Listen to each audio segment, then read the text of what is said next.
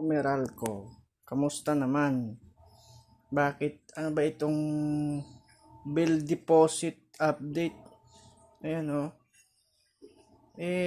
dated June 13, 2023 pa naman yan. Tapos sinacharge mo sa amin, 800, malaking bagay din yan. Hindi naman kayo nag-aabiso, nagsasabi kung ano ito, explanation ninyo, ayan. Sino po bang may gantong Kasi wala naman kaming alam na bill deposit update. Dahil nung nagpakabit kami, nagbayad naman kami.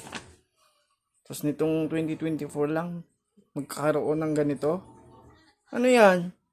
Kalokohan nyo, mga siraulo kayo. Ayusin nyo yung nyo, paniningil ninyo. 857, sayang din yan. Shout out Meralco. Imbestagahan nyo yan. Yan sa Senado. Diyan sa Kamara kung anong mga ginagawa nilang ibang na nakakatulong sa mamamayang Pilipino. Tulad nito, hindi namin alam.